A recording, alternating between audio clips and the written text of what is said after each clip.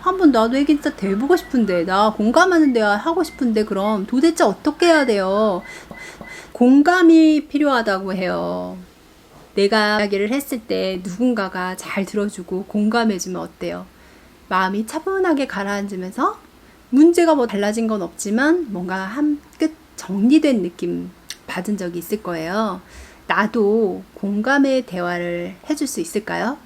오늘은 공감의 대화법에 대해서 꿀쌤이 나눠볼까 합니다. 비폭력 대화라는 책에서 우리 참고로 해서 공감의 대화 어떻게 나누면 좋을지 이야기 나눠봐요.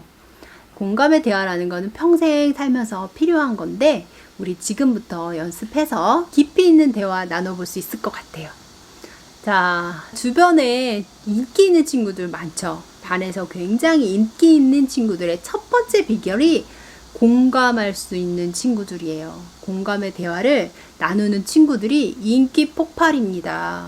내가 그 친구랑 이야기를 했을 때 뭔가 마음이 편안해지고 내 마음을 잘 알아주는 것 같다 라는 생각이 들면 그 친구랑 더 이야기 나누고 싶고 시간이 너무 빨리 가잖아요. 그러면 나도 그런 친구가 될 수 있을까요? 오늘은 공감의 대화. 왜 안 될까? 공감을 나는 무엇 때문에 못하고 있을까? 공감을 방해하는 요소가 뭐가 있는지부터 알아볼게요. 자, 그건 뭐예요? 상대방이 어떤 이야기를 했을 때 그것을 평가하지 않고 판단하지 않고 그대로 있는 그대로 받아주는 게 공감의 대화죠. 그런데 그러기가 참 쉽지가 않아요. 대화를 듣다 보면 저거는 뭐 해결책이 있는데 저렇게 하면 될 것 같은데 혹은 별거 아니네. 기타 등등 여러 가지 자기 안에서의 평가가 나오면서 그것을 그냥 있는 그대로 아 그렇구나 라고 해주기가 쉽지 않아요. 그래서 공감을 방해하고 있는 대화법이 있는데 그 대화법 중에서 나는 주로 어떤 기제를 사용하고 있는지 그래서 내가 공감이 안 됐었구나 라고 공감하기 위한 대화를 위해서 노력해 볼까요? 오늘은 인기 있는 친구, 우리 반 핵인싸의 비결 공감 대화법. 첫 번째로 공감을 방해하는 대화에는 어떤 게 있냐면요. 위로하는 거예요. 섣불리 위로하는 거. 그랬어? 힘들었겠다. 친구가 힘들다고 말도 안 했어 아직. 어떤 감정을 느꼈는지 얘기도 안 하고 그랬는데 그냥 자기식의 위로를 하는 거예요. 그래? 그랬겠다. 많이 힘들었겠네. 근데 이거 약간 뉘앙스가 중요해. 많이 힘들었겠네. 약간 이렇게 웃으면서 하면 어때요? 약간 놀리는 것처럼도 느껴지거든요. 많이 힘들었겠다. 어때요? 뉘앙스가 좀 다르죠? 많이 힘들었겠구나. 이게 아니야. 많이 힘들었겠네. 힘들었겠어. 그렇게 해서 이거는 네 공감과는 거리가 먼 대화법이 되겠죠? 또 우리가 쉽게 하는 거 충고를 한다거나 조언을 한다거나 해답을 가르쳐 주려고 교육을 하는 대화를 하기 때문에 공감이 안 돼요. 그거 그렇게 하면 어떡해? 내가 조언 하나 해줘? 그렇게 해서 되겠어? 야 내가 한 수 가르쳐 줄게. 네, 이런 대화는 공감을 불러일으키기가 어렵습니다. 그리고 친구가 이야기를 하고 있는데 이야기를 뚝 끊고요. 야 별거 아니네. 그 정도는 다 누구나 겪는 거야 하면서 다른 이야기를 해요. 자기 이야기를 한다거나 다른 주제로 넘어가는 경우도 많습니다. 또 거기에다 내 얘기까지 덮으세요. 너는 그거는 한 것도 아니야. 시험 못 본 것도 아니야. 야 50점이면 잘 맞은 거지. 난 30점이야. 30점. 친구는 50점 나는 30점이라고 해서 비교해서 내가 친구보다 잘 맞았기 때문에 위로가 되나요? 공감받은 느낌이 드나요? 얘는 얘 인생, 얘는 얘 인생이에요. 그렇죠. 뭐 점수 비교해가지고 뭐 공감받고 위로받고 할 수 있는 차원이 아닌데 나는 그거는 말도 못해. 나는 더했어. 이런 식으로 마치 그 사람이 겪은 일이 아무것도 아니라는 것처럼 만드는 대화가 공감을 방해합니다. 그리고 또 바로잡기도 있어요. 결과는 모르는 거야. 나와봐야 알지. 야 사실은 그게 아니고 그게 이렇게 된 것? 그게 너 욕한 게 아니라 그냥 한 말이었대 라고 바로 잡아요. 그런데 욕이든 아니든 친구가 이미 마음이 상한 거는 변하지 않잖아요. 그런데 그거 아니었대 라고 하면서 가볍게 넘기는 것. 왜 그렇게 생각해? 왜 그랬다고 생각하는 거야? 왜 걔가 네 욕을 했다고 생각하는 거야? 정확한 근거 있어? 너의 짐작일 뿐이잖아. 정확한 근거가 있으면 대봐. 뭐 때문에 그렇게 생각하는데? 라고 하면서 자꾸 무슨 취조관이 묻듯이 묻는 그런 태도도 혹시 가지고 있지 않았나요? 혹은 분석하거나 진단하거나 설명하는 친구들도 있습니다. 너는 대화법에 문제가 있어. 그러니까 걔가 그렇게 화를 내지. 너는 꼭 부정적으로 생각하는 그런 스타일이더라. 혹은 아이고 너만 그런 거 아니에요. 이번 시험이 대체로 어려웠어. 이렇게 분석하거나 설명하거나 그 사람에 대해서 진단하면서 대화를 하는 경우. 또 쉽게 다른 화제로 돌려요. 야야야, 지금 그게 문제가 아니야. 뭐 누구랑 사귄데 지금 시험 점수가 중요한 게 아니라 우리 시험 끝나고 어디 갈까? 뭐하러 놀러 갈까?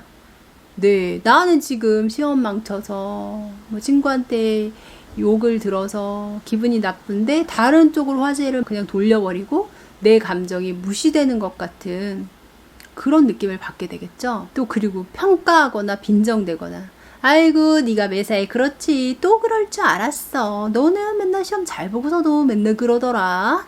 맨날 우는 소리에. 네.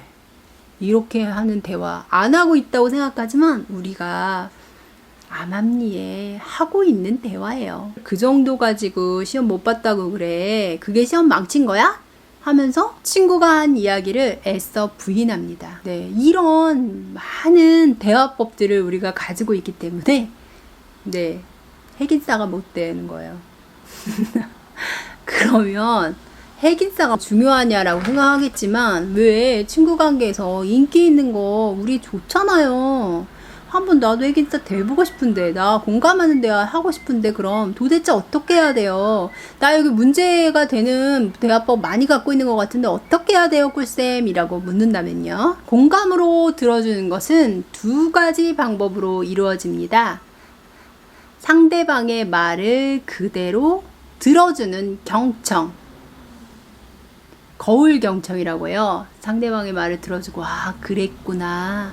네가 이러이런 감정을 느꼈구나 라고 한 번 더 읽어주는 거울 경청하고요. 말하는 사람의 느낌, 필요를 알아채는 공감이 있습니다. 계속 그랬구나 이런 대화만 할 수는 없기 때문에 필요와 요구를 알아채주는 게 필요하죠. 자, 첫 번째 경청. 내가 네 말을 듣고 있어. 잘 듣고 있어. 라고 해서 상대방이 말한 거를 그대로 말해주는 거예요. 나는 시험 못 봐서 너무 슬퍼. 이럴 때는 네가 지금 시험 못 봐서 슬프구나. 요렇게. 어렵지 않죠? 담임은 왜 나만 가지고 그래? 신경질 나 죽겠어. 담임 선생님이 너 보면 자꾸 혼내서 화났구나. 기분이 안 좋구나. 라고 상대방의 말을 그대로 읽어주는 거예요. 그게 의외로 내가 공감받고 있다는 느낌을 줘요. 왜냐면 잘 듣고 있구나. 내가 이야기하는데 얘가 경청하고 있구나. 내 이야기를 온 마음으로 듣고 있구나 라는 생각이 들기 때문이에요. 상대방은 내가 한 이야기를 상대방이 다시 들려주면 그 이야기를 들으면서 오히려 마음이 편안해지는 효과가 있다고 하니까요. 거울 경청 어렵진 않지만 공감의 아주 키포인트니까 이거 활용해보면 좋을 것 같아요. 두 번째는 느낌과 상대방의 필요를 알아주는 대화법이죠. 자, 상대방은 왜 그렇게 이야기를 하는지 상대방의 의도가 있어요. 내 이런 마음을 알아줬으면, 내 이런 느낌을 알아줬으면, 내가 이러니까 이렇게 해줬으면 이라는 의도가 있을 텐데요. 그 의도를 알아채고 알아주는 겁니다. 알아채고 표현해주는 거예요. 엄마 진짜 이상해. 엄마 맨날 우리한테 성경 얘기만 하고 엄마 진짜 이상한 것 같아. 이렇게 얘기했을 때 무슨 그런 말을 해. 엄마가 우리 위해서 얼마나 노력하는데 엄마한테 그렇게 함부로 말하니? 이런 대화를 많이 하죠. 니네 아빠 진짜 이상해. 니네 아빠 정말 이상한 사람인 것 같아. 엄마가 이렇게 이야기를 하면 엄마는 아빠랑 그럼 왜 결혼했어? 말 진짜 심하게 하네. 엄마가 결혼한 사람이잖아. 네, 요런 거는 자기 판단이 들어간 대화죠. 엄마가 그렇게 얘기를 했을 때는 어떤 걸 알아줬으면 해서였을까요? 야, 니네 아빠 진짜 이상해. 왜 엄마 아빠랑 안 좋은 일 있었어? 뭐 속상한 일 있었어? 왜 무슨 일이야? 네, 엄마가 아빠랑 트러블이 있어서 속상한 마음을 이야기하고 싶은 거니까 그거를 알아주는 거예요. 왜 속상한 일 있었어? 그래서 엄마 기분이 지금 안 좋구나. 내가 뭐 어떻게 도와줄까? 네, 이 두 가지 방법을 활용해서 대화를 하면요. 상대방이 공감받고 있다는 느낌을 팍팍 받게 돼요. 그래서 더 이상 내가 뭔가 나를 판단하고 있다거나 나에 대해서 비난하고 있다거나 나를 어떻게 바꾸려고 하고 있다는 느낌이 드는 게 아니라 이 사람이 진심으로 내 이야기를 들어주고 있구나. 나한테 귀 기울이고 있구나. 나와 같이 뭔가 해결하기 위해서 노력하고 있구나 라는 생각이 들어서 훨씬 더 친숙해지고 가까워지는 마음을 느낄 수 있습니다. 이 공감의 대화가 쌓이다 보면 뭔가 내공이 단단해져서 상대방의 마음에 쉽게 공감해주는 대화가 돼서요. 상대방 누구라도 만나서 대화를 하는데 어렵지 않은 대화로 이어갈 수 있어요. 그러니까 두 가지 방법. 상대방의 말을 거울 경청을 통해 그대로 읽어주고 그래서 뭐가 필요한 거야? 어떤 느낌이 드는 거야? 왜 그래? 어떤 느낌이야? 이렇게 한 번 더 물어봐서 상대방이 자신의 필요와 느낌까지 꺼내서 이야기할 수 있다면 이 아이랑 대화하길 참 잘했다 라는 생각이 드는 파트너가 될 수 있을 거예요.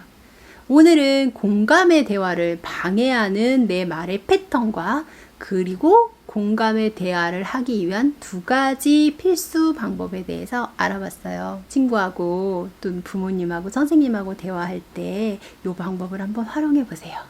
많은 대화를 하지 않아도 많은 답을 하지 않아도 뭔가 깊이 상대방과 연결되는 느낌을 받을 수 있을 겁니다. 오늘은 공감의 대화법에 관한 이야기였어요. 중학탐구생활입니다.